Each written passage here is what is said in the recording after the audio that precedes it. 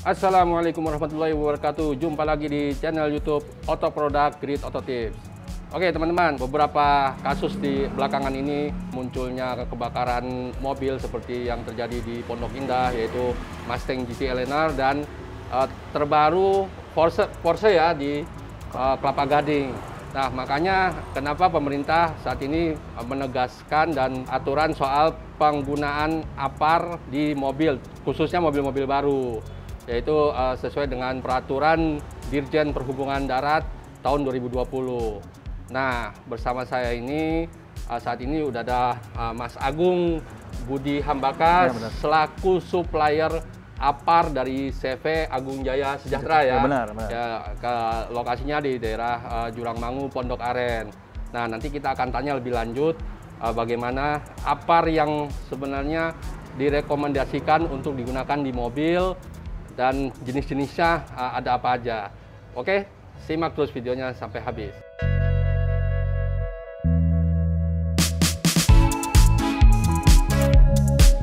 Oke, Mas Agung, ya. Yang kira-kira dianjurkan pemerintah untuk digunakan sebagai standar fasilitas untuk keselamatan ya di mobil itu jenisnya seperti apa sih, Mas? Oke, terima kasih, Mas. Pertama-tama untuk APAR ini banyak jenisnya ya. Mungkin kita bisa buka. Oke, ini siap. Udah jarak prokes. Oke, ya. APAR itu banyak jenisnya. Ada yang chemical dry atau orang bilang powder. Ada yang jenis liquid gas, cair. Ada jenisnya foam. Ada yang ini untuk CO2. Jenis APAR itu beda-beda. Nah, kenapa beda-beda? Karena jenis klasifikasi penyebab kebakarannya pun beda. Beda-beda. Oh, gitu. Makanya di klasifikasi yang di Indonesia ini kebanyakan kelas ABC. A itu untuk penyebab kebakaran yang dari benda padat non-logam, seperti kayu, karet, plastik. Kalau di mobil biasanya jok mobil, busa. Ada bannya karet. Berarti itu kelasnya A. Itu beda-beda bahan yang digunakan ya? Beda-beda, gitu. itu kelasnya A. Untuk yang B, bahan cair yang mudah kebakar. Seperti solar, bensin, minyak tanah. Di mobil itu ada. Ya, terus yang kelas C, klasifikasi C, itu listrik. Nah, penyebab rata-rata mobil kebakaran itu adalah korsleting listrik. Biasanya orang-orang udah masang modifikasi di akinya, terus korslet kemana-mana kena bahan bakar, yaitu klasifikasi C. Nah, ada lagi yang D, E, K, itu banyak. Tapi di mobil itu tidak terpakai. Tidak terpakai ya. Oke. Jadi rata-rata yang A, B, A, B, C, ya. ABC. Oke, kita lanjut lagi. Yang seperti Mas bilang, jenis APAR apa yang cocok untuk di mobil. Ya. Nah, oke Mas, ini yang APAR powder. Powder ini untuk bisa ABC, ya. Ini yang bisa ABC ini AF11 yang liquid dan powder. Untuk yang powder, ini bagusnya ini bisa semua jenis kebakaran. Klasifikasi A, B, dan C. Yang semua ada di mobil. Dan harganya pun murah. Untuk yang ini bisa juga untuk klasifikasi A dan B dan C. Tapi harganya mahal. Ini jenisnya liquid gas. Kalau untuk produksinya ini jenisnya dibikin AF11. Tapi untuk jenis secara generalnya umumnya ini tipe halon. Ini berarti bentuknya cair. Bentuknya cair. Cair gas. Jadi pas saat dipakai bisa mematikan tapi tidak menimbulkan kotoran. Tidak ada residu yang sisanya. Okay. Kalau ini kotor. Nah, makanya ini biasanya untuk di stasiun VIP, rumah sakit yang benar-benar steril. Tapi bahwa bahwa jenis ini bisa digunakan di mobil bisa. Tapi harganya mahal ya. Cuman ada negatifnya juga kalau untuk di mobil. Karena saya bilang ini ada meterannya ini untuk pressure gauge. Dia mengetahui ini hijau, merah. Itu kalau merah itu merah ke bawah itu berarti ada kebocoran. Oh gitu. Kalau merah ke atas ini ada kelebihan tekanan. Bagusnya itu di hijau. Di hijau ya, tengah-tengah berarti ya. Di saat APAR ini di mobil kan bergerak-gerak karena bumping ya. Kalau ini bocor, biasanya ini merah. Dan kalau bisanya bocor pun ada di sini juga kadang-kadang ada keluar residunya, powdernya kotor. Powdernya keluar ya. Ya, powdernya kotor. Ketahuan ya. Intinya ketahuan. Gitu. Jadi saat kita kebocoran, kita tahu nih, wah APAR kita bocor. Jadi nggak mesti dari sini doang. Dari situ keluar kotorannya, powdernya kelihatan. Maksudnya dari sambungan bawah? Dari corongnya ini. Dari corong bawah itu? Oh sini, kadang suka keluar ya, gitu? Oke. Dari sininya nih, keluar. Nah, untuk yang ini karena ini tidak menimbulkan residu, bersih. Jadi kalau di saat kita hujangan di mobil atau nggak ada hantaman, ini bocor, kita nggak perhatian pressure-nya ini bocor, ya otomatis keluar di dalam mobil. Kabin, ya, dalam nah, kabin. kabinnya itu nggak ada sirkulasi. Oh. Tutup. Jatuhnya ini memakan oksigen atau mengunci oksigen lah istilahnya. Ya. Karena Jadi, memang semua kandungan dalam Apar ini memang fungsinya untuk Ya. menangkap oksigen Betul, ya. betul. Ibaratnya ya. Oke. Jadi bahayanya itu ketika misalnya terjadi kebocoran, si pemilik mobil tidak mengantisipasi atau tidak sadar gitu, takutnya udara dalam kabin itu lama-lama terserap ya. Ya benar, jadi sesak napas. Bisa kekurangan oksigen. Ya, gitu. betul. Oke. Oke. Terus untuk yang jenis yang ini CO2. Ini CO2, ini untuk klasifikasi B dan C. Ini untuk di mobil kurang bagus. Kurang bagus ya. Kenapa? Karena dia nggak diklasifikasi A buat yang jok kebakarannya, karetnya nggak oke, ada. oke. Nah, biasanya B untuk bensin solarnya ada. Dan C-nya untuk listriknya ada. Makanya kejadian, maaf ya, untuk di Porsche di Kelapa Gading nih, saya lihat ada orang bawa Apar, bawa ke CO2 yang nggak bisa matiin. Mungkin untuk bensinnya dan listriknya bisa. Tapi kan kebakarannya ke jok-joknya, yang benar-benar padat itu ya, ke yang interior bisa ya, gitu. nggak bisa matiin. Dan ini tekanan tinggi sekali. Ini kalau kemarin ini buat bahan baku ergan ini. Wih. Jadi nggak sembarangan orang bisa berani pakai ini. Ini biasanya buat server, buat yang listrik, panel listrik, genset oke. pakai ini. Gitu. Terus ada lagi yang jadi seperti ini foam. Ini foam. Ya.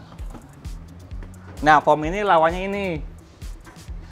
Itu bisa klasifikasi A dan B.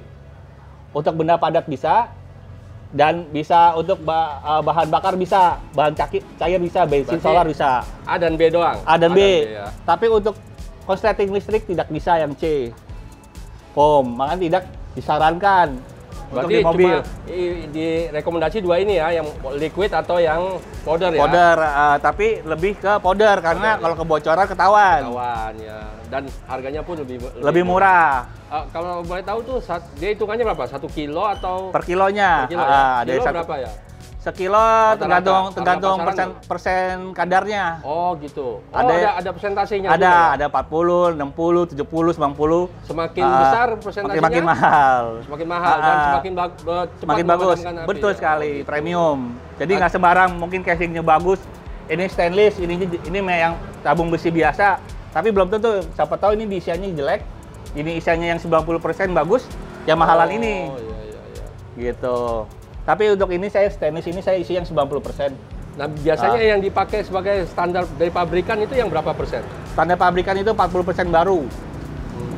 Standar pabrikan 40% baru, cuman banyak ya yang isiannya refillannya yang bekas lah. Oh, Nah, iya. itu tidak baik untuk pemadaman listrik, pemadaman kebakaran di mobil tidak baik. Makanya kan di mobil itu butuh tabungnya yang kecil, tapi yang kecil. daya Sekecil mana? Ini? Ya, Ini ya? maaf. Kayak ini ya? Gitu. Untuk di mobil 2021 biasanya mereka pakai yang ini, yang Apar 1 kilo. 1 kilo. Tapi saya tidak merekomendasi untuk 1 kilo. Saya lebih suka yang 2 kilo. Karena kenapa? Ini daya semburnya Sedikit kecil. ya? Baru pakai aja sebentar, habis. Habis. Oke, kalau apinya kecil dan isiannya bagus, bisalah 1 kilo. Tapi kebakaran itu kan biasa rata-rata kan merembet ke bensinnya banyak. Iya, benar. Nggak bakal Makanya cukup. Nggak cukup ya ini Nggak ya? cukup. Makanya saya lebih rekomendasi yang 2 kilo. ini 2 Yang kilo. 2 kilo. Standar 2 kilo. Semakin besar, semakin bagus. Cuman kan Gitu. mungkin karena pemilik mobil akan berpikir kalau tabungnya terlalu gede susah naruhnya. Nah, betul gitu. sekali. Tapi kalau 2 kilo sedang lah inilah, sedang. sedang kecil kok Iya. bisa. Oke, kalau untuk yang 40% lah, rata-rata harganya berapa per kilo? Rata-rata per kilo itu 40.000. 40.000 ya? Nah, 40.000. itu isian baru ya, isian baru ya. Udah sama tabung, maksudnya udah dapat begini? Itu hanya refillnya aja. Oh, refillnya aja. Tabungnya beda. Jadi ada 2 jenis. Tabung baru beserta refill. Bisa dalamnya, atau enggak refillnya aja, tabung dari konsumen. Biasanya jadi oke. tabung lama diperbaiki, diisi powder yang baru gitu. Nah, sekarang yang jadi pertanyaan, sebenarnya Apar jenis ya powder kayak gini tuh ada masa expirednya nggak? Ya. Untuk ada masa expired pasti ada. Semua bahan ini pasti ada. Pasti ada ya. Ya, karena kan jenisnya kimia. Dan ini karena ini powder bisa ngegumpal. Ya. Nah, di sini misalnya 40%. Isinya powder segini. Ke bawah ini powder, sisanya segini. Ini nitrogen. Untuk daya tekannya. Nah, di saat powder ini di bawah, ngendap di bawah, nggak gerak-gerak, lama-lama ngegumpal. Ngegumpal ya. Jadi kayak batu. Apalagi kita di AC kena, di mobil ada AC, dingin ada ya. lingkungan yang lembab, ini lama-lama ngebatu. Dan saat ngebatu, ini nggak bakal keluar. Oh, cuma ya, jadi tes gitu. Jangan cuma anginnya doang yang keluar ya. Jadi malfungsi, tidak bakal berfungsi sempurna. Nah, untuk mencegah biar powdernya tidak membeku tuh apa yang mesti kita lakukan? Ya, ini pokoknya kayak kecil ya, kecil agak gampang ya, di gini-gini aja udah bisa. Tapi untuk yang besar, kita pakainya yang seperti ini. Di cara buat ini nggak gumpal. Di gini diturunin, dibalikan. Balikannya pelan-pelan. Dengan suara kayak pasir. Ya. Kayak pasir. Dah, gitu aja udah cukup. Nggak usah dikocok-kocok, ntar bocor. Itu setiap berapa bulan sekali? Atau berapa minggu sekali mesti kita lakukan treatment itu? Standarnya setelah yang pemilik tabungnya ya bisa sebulan, bisa 2 bulan, bisa 5 bulan. Intinya mesti sering-sering digituin ya, sering-sering. biar nggak cepat itu. Selama lingkungannya itu tidak lembab. Ya sebenarnya 1 tahun 2 tahun juga nggak digituin bisa ya. Asal dalaman tabungnya bagus, bahan bakunya bagus. Makanya ada persentasenya berapa persen? Ada jenis tabung powder baru, powder bekas, itu dia. Makanya kalau misalnya dari produk saya tidak digituin juga nggak masalah. Oh gitu ya. Iya. Oke, tadi tertarik juga nih, misalnya konsumen ingin refill nih di sini ya. Terus dia minta yang presentasinya lebih banyak, misalnya taruhlah 70%. Ya. Itu kena biaya berapa? Kita 70% itu tergantung kuantiti ya. Biasanya 70, 80, 90 tergantung kuantiti. Biasa ini di tempat saya produsen itu dari saya bikin sendiri. Kalau semakin banyak semakin murah. Oh. Gitu. Jadi kalau minta dalam jumlah partai gede ya, ini. betul. Karena kalau saya bahan baku kan itu banyak. Jadi kalau saya cuma buat ngisi 1 tabung, 2 tabung minta request yang 70%, saya agak mahal ya, berat. Ya, berat ya. Tapi rata-rata ya untuk 70% paling saya cuma 60.000. 60.000 ya. Ya, itu yang baru. Cuma rata-rata saya itu yang ada normal standar 40 dan 90 langsung tinggi. Langsung tinggi ya? Iya, jadi langsung 90. 90, ya? Iya. Dan bagus kalian itu. Kalian bagus, soalnya 90 berapa? 90 kita ada yang 90.000 dan 120.000 per kilo. Tergantung jumlah. Makanya saya mainnya partai lah. Bapak 1.300 kilo biasanya kita pengerjaan, kita kerjain gitu. Dan di sini ada jaminan kualitas. Bener-bener powder yang kita pakai itu powder baru ya? Masih segel dari karungnya. Oke teman-teman, nanti kita akan lihat langsung bagaimana bahan baku dari APAR ini ya. Mulai dari yang serbuk, kita lihat kondisi serbuknya seperti apa. Itu ada macam-macam ya. Macam-macam warnanya pun macam-macam banyak ya. Oke, satu lagi nih Mas Agung. Enaknya itu sebenarnya posisi APAR ini diletakkan di mana di dalam kabin mobil? Yang aman lah. Oke. Saya sempat melihat ya jenis kendaraan yang 2021 yang baru, penempatan mereka tuh rata-rata di kursi depan bagian penumpang, jadi samping driver. Di bawahnya di jok. Tapi itu mengganggu penumpang. Penumpang depan terganggu karena posisi kaki bakal kepentok. Dia taruhnya maksudnya di bawah. Di bawah. Oh gitu. Nah, itu kepentok. Saya agak kritiknya di situ kayaknya kurang pas. Lebih cocok di mana? Nah, kalau posisi saya biasanya posisi di belakang. Justru di belakang? Di belakang dan menjauhi dari tutup bensin. Tutup tangkinya. Di belakang posisi samping. Misalnya nih posisi taruhlah tutup tangki di sebelah kanan. Berarti saya letakkannya sebelah kiri. Di belakang. Tapi di belakang. Kalau posisinya di depan di samping driver, kalau bisa ada kecelakaan, otomatis ini kan bakal kena tabungnya juga, ada impact-nya, ada crash-nya. Kena tabrak gitu misalnya. Tabrak. Dan nggak mungkin kalau misalnya nggak muncul api. Pas tabrakan rata-rata mesin itu keluar api dong. Nggak mungkin lah, pasti driver langsung kabur. Keluar gitu langsung keluar. Nah, langsung ke belakang, buka. Oh ya mungkin begini posisinya ketika terjadi kebakaran, driver kan biasanya panik nih. Panik, dia akan keluar. Nah, sementara posisi tabung tadinya adanya di depan. Seharusnya ketika dia keluar, dia mungkin masih bisa posisi aparnya ada di belakang, bisa buka pintu belakang ya. Ngambil, ya. Dan ngambilnya pun susah, ngerogoh-ngerogoh ke belakang. Ya, kayak ke sampingnya, ngerogoh-ngerogoh kan di bawahnya tuh cangkut. Nah, nggak bisa. Akhirnya di belakang, tinggal ambil. Ya. Posisinya aman. Terus gimana kalau kejadian di samping dan di belakang? Nah, kalau di belakang bisa dari pintu depan, tentu nggak masalah. Oh, ya. Oke. Dari pintu samping langsung ngambil, langsung ngambil ke belakang bisa. Yang jadi masalah di saat kebakaran sumber api dari area tangki bensinnya atau bensin solar. Nah, otomatis kita nggak bakal bisa menggapai dong. Tapi karena kita menjauhi posisi tangki, kita masih bisa. Kebakaran tangkinya misalnya sebelah kiri. Ya. Apar kita sebelah kanan. Kita ngambilnya dari sisi sebelah. Masih aman. Gitu. Dan ada masalah lagi yang kedua.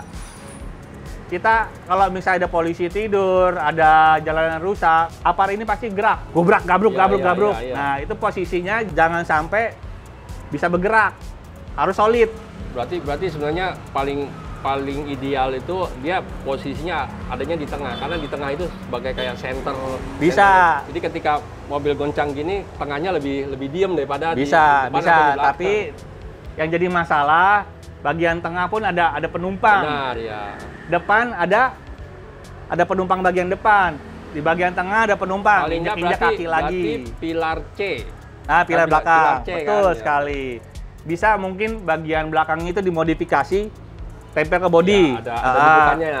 Atau enggak di belakang jok tengah dekat relnya itu tinggal dikasih bracket.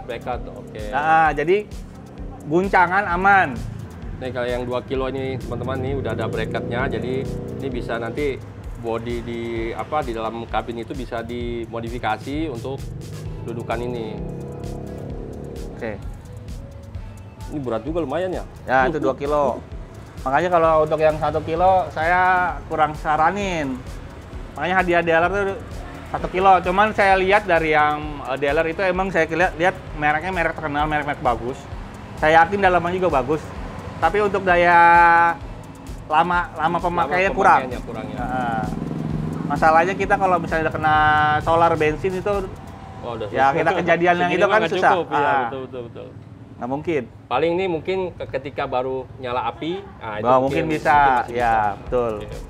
Oke, teman-teman, nanti kita langsung melakukan pengujian seberapa efektif sih apar yang jenis powder ini dalam memadamkan api. Oke, tunggu saja ya. Oke, Mas Agung, mungkin teman-teman juga pengen tahu bagaimana sih cara kita menggunakan apar ini yang benar. Nah, oke. Ini pertama-tama kita apar itu dicek dulu. Ini pressernya. Ya, ada merah dan hijau. Yang merah ini, kalau merah di bawah berarti pressure turun, tidak baik, ada kebocoran. Merah di atas, kelebihan tekanan, nggak baik. Yang baik, jarumnya itu di hijau. Ya, pas kita lihat ini hijau udah bener, kita tes dulu. Cus, kalau dia ada cus meletus, berarti itu bagus. Oke. Ngerinya di sininya pressure-nya bagus, di sini udah karatan. Oh, valve-nya ya. Valve-nya karatan, udah macet. Biasanya itu yang nggak suka diisi ulang tuh. Tabung beli sekali buat bertahun-tahun. Dia ada malfungsi di apar, kerusakan. Nah, lalu untuk penggunaan gini. Ini kita ada pentilnya.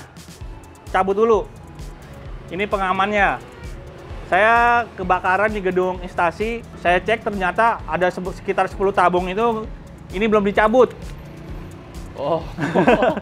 Jadi bilang laporan ke saya itu nggak bisa kepake. Ternyata pentilnya ini nggak ditarik, sampai bengkok besinya, yang nggak bakal bisa keluar. Nggak bisa dibuka. Nggak bakal bisa.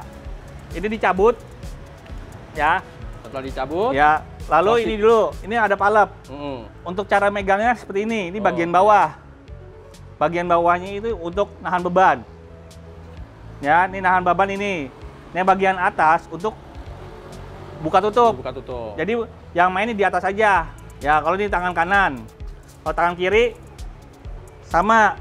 Ini naruh beban, ini yang main sebelah sini aja. Oke. Ya, itu bukanya jangan mencet yang ini. Kita bawa ini ditekan. Belum sampai udah habis. Oke. Ya apalagi udah panik, kan biasanya udah dites, terus keluar. Udah dibuka di luar. Udah dibuka, pentil udah dibuka, ditekan, ya keluar. Oke, Taruh sini ya. Yang itu, kedua, keamanannya di sini. Ini jangan sampai begini, yang ada tak menyambuk. Oh, jadi posisinya megangnya lurus. Caranya patokannya gini, di saat ini walaupun dipegang sini tapi ini masih fleksibel, ini nggak bagus, nggak boleh, harus ini solid. Solid ya, jadi fix ya dia. Nggak gerak, ini bisa mainin sama tangan. Kalau ini kita pegang, di sini masih bisa gerak-gerak tuh. Ya, jadi dia larinya nggak bisa lari, fokus ya, betul. nggak fokus, betul. Jadi gini, cabut pentil, ini dicoba, terus keluar dulu, baru diangkat. Baru. Oke. Disemprotkan, diayun.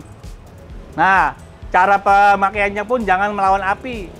Jangan melawan api? Jangan melawan api. Oke.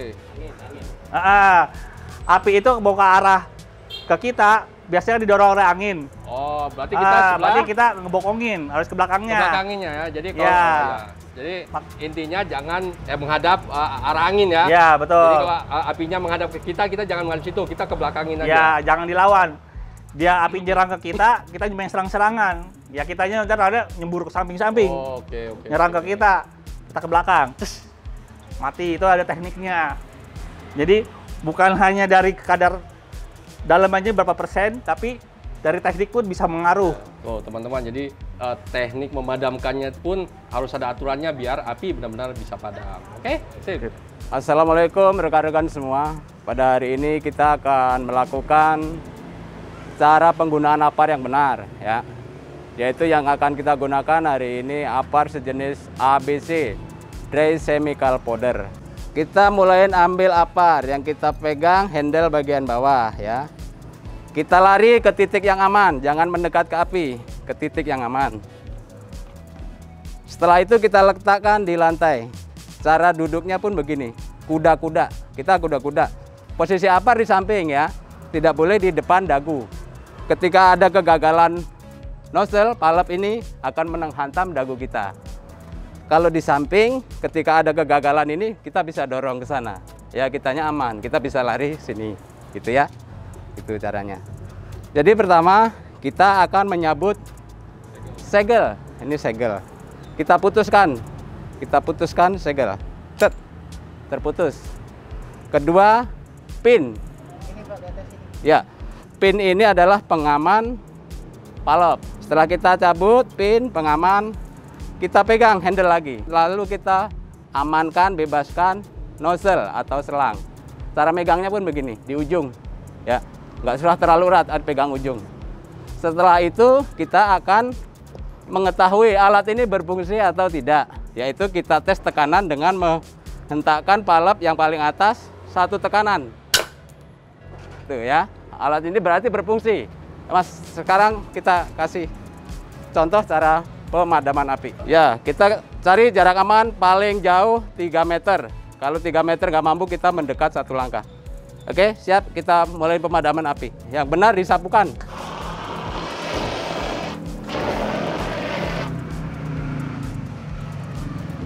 Oke. Oke lah rekan-rekan, itulah cara penggunaan apar yang benar, yaitu jangan melawan angin. Proses pengisian apar atau refill apar yang udah expire dari standar ke powder 90%. Kita mulai pembukaan. Kita buka palep.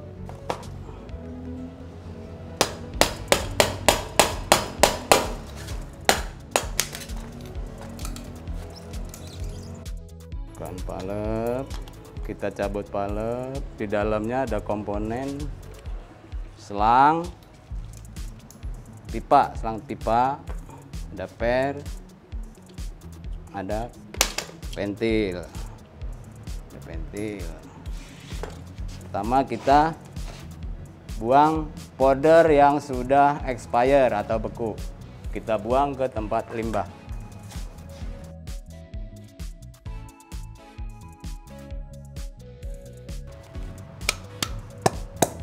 Pembuangan powder yang sudah expire dari powder standar akan kita refill dengan powder 90%. Langsung ke penimbangan. Sekarang kita proses penimbangan powder. Pertama kita ketahui dulu berat kosong tabungnya berapa kilo.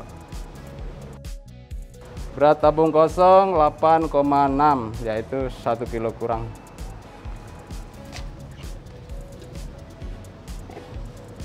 Oke, setelah ditambah corong menjadi 9,4. Untuk ini tabung 2 kilo, jadi nantinya ada 2,9 kilo ya. Sekarang kita akan gunakan powder baru yang berkadar 90% dengan warna biru. Ya. Ini jenis powder yang 90% yaitu warnanya biru. Yang tadi powder standar warna pink.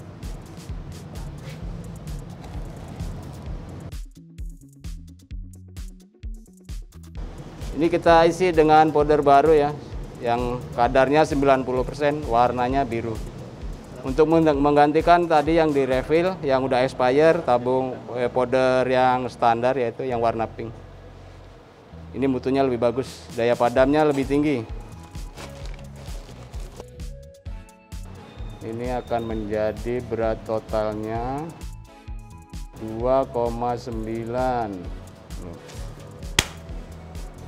Sekarang kita akan melakukan pemasangan palep sebelum membersihkan komponennya.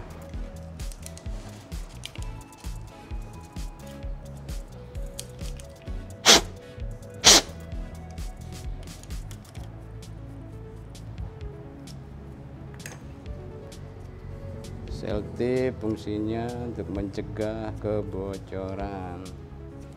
Untuk mengetahui pressure yang benar, ketika sedang tidak ada tekanan atau sudah dilepas, posisi ada posisi sebelah kiri. Ketika dilepas, posisi manometer ada di tengah atau sebelah kanan, itu menandakan pressure itu rusak, berarti harus diganti. Untuk yang benar, pressure seperti ini ketika masih belum dikerjakan. Kedua, kita bersihkan ventil. Ventil ini biasanya mengalami keausan karena terjepit palep. Untuk menghindari keausan, yaitu kita dengan cara menggunakan sealant untuk mencegah kebocoran. Ini ventil yang udah di sealant. Berikut pemasangan ventil ke dalam valve.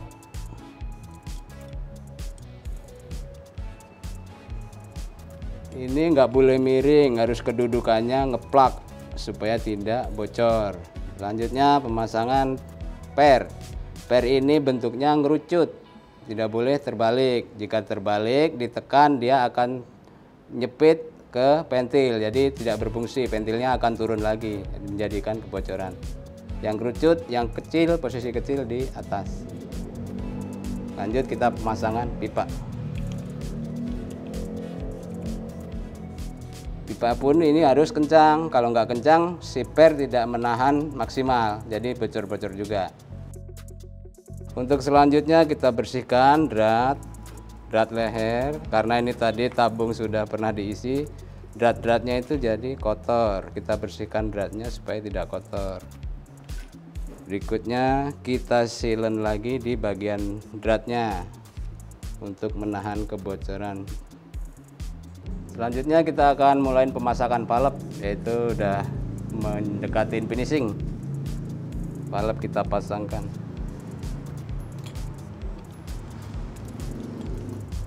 Kita putar drat. Setelah drat kencang, kita jangan puas dulu. Kita tambahkan tekanan 2 atau 3 kali pukulan, yaitu buat mengunci. Udah, oke, cukup. Proses penekanan angin N2 untuk tabung alat pemadam ringan ukuran 2 kilo. Kenapa kita balik? Untuk pastikan powder ini berfungsi atau turun, tidak beku. Harus sampai area hijau.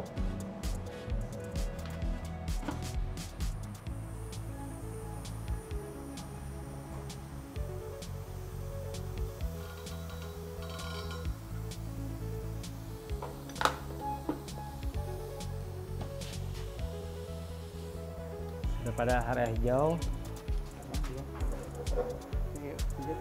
Sebelum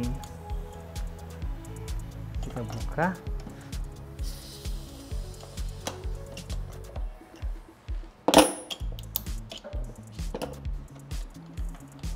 pastikan tidak ada di jalur merah. Kalau di bawah itu lower biasanya tidak bisa digunakan. Kalau terlalu over ke atas itu biasanya powder itu beku untuk menandakannya. Oke. Sekarang kita cek kebocoran untuk memastikan tabung ini bocor atau tidak. Kita berikan air. Bila ada gelembung berarti dan dia bocor, harus di-repair ulang.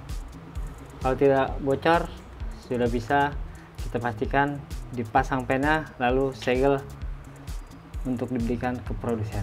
Oke rekan-rekan, buat rekan-rekan semua yang ada di luaran sana, ini saya akan jelaskan setelah tadi melalui beberapa proses dari mulai penggunaan,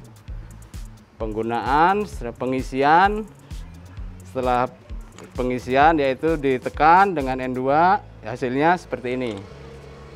Seperti ini standar. Jarum sudah menunjukkan di standar hijau. Ya. Di standar hijau artinya alat ini sudah bisa berfungsi kembali yang tadi kita refill. Begitu rekan-rekan, ya ini segel pengamannya ini, pinnya ini aman, alat semua udah lengkap, siap pakai kembali, siap digunakan kembali jika terjadi sesuatu kecelakaan, kebakaran. Demikian penjelasan dari saya, semoga dapat diterima semua rekan-rekan, yaitu kita belajar bareng-bareng untuk cara menggunakan APAR. Satu, ingat jangan panik, gitu aja. Ya, demikian, terima kasih. Oke teman-teman, itu tadi informasi mengenai bagaimana pentingnya kita melengkapi mobil kita dengan APAR, yaitu ketika suatu accident atau terjadi kebakaran, kita bisa langsung mengantisipasinya. Dan jenis APAR yang kira-kira sangat direkomendasikan kita gunakan yaitu yang tadi jenis powder. Selain harganya lebih murah, terus dia bisa mematikan berbagai jenis kebakaran, ya itu mulai dari yang kebakaran karena cairan, bensin atau solar, terus yang benda padat maupun yang listrik. Oke, segitu dulu tayangan dari kami. Jangan lupa untuk klik tombol subscribe dan aktifkan lonceng notifikasinya bagi yang belum. Dan jangan lupa juga tunggu saja tayangan-tayangan kami berikutnya yang pastinya tak kalah seru. Oke, selamat jumpa, salam otomotif. Salam.